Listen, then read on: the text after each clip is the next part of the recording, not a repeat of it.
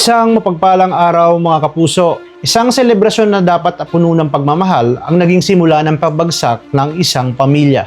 Habang abala ang lahat sa renewal of vows ni Regina at Greg, biglang dumating si Marge, dala ang isang katotohanang hindi niya kayang ikubli. Sa kanyang mga kamay ang cellphone ni Jobert at sa loob nito ang ebidensyang sisira sa lahat. Walang pag-aatubiling ipinakita niya ang video, si Paolo at si Thea na huling magkasama. Natahimik ang buong mansyon at hindi makapaniwala si Regina sa araw na pinakahihintay niya, doon pa mabubunyag ang kahihiyan ng kanilang pamilya.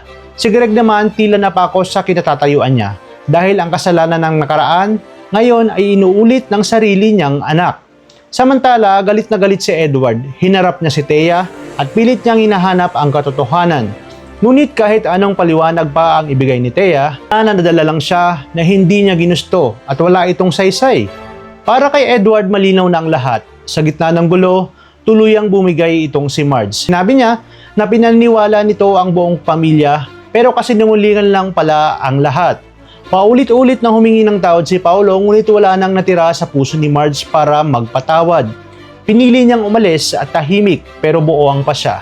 Habang si Jasmine ay walang kaalam-alam sa nangyayari at si Jobert naman ay patuloy na nakahiga sa ospital at walang malay. Ang bigat ng kasalanan ay unti-unting sumisira sa bawat isa. Dahil dito kumilos si Regina. Hindi na siya nagdalawang isip at pinalayas niya itong si Thea. Walang pag-aalinlangan at sinabi niya na hindi na ito kailanman magiging kabilang sa kanilang pamilya. Sa gitna ng katahimikan nagpaalam si Marge. Ngunit bago siya tuluyang lumisan, nilapitan siya ni Regina. Hindi bilang biyanan kundi bilang isang babaeng minsan ding nasaktan. Humingi ito ng tawad sa lahat ng nangyari. Hindi para sa sarili, kundi para sa kasalanan ng kanyang anak. Ngunit kahit may pag-unawa, hindi na nagbago ang desisyon ni Marge. May mga sugat na hindi kayang hilumin ng panahon. At matatanggap pa kaya ni Jasmine ang katotohanan kapag nagkataon?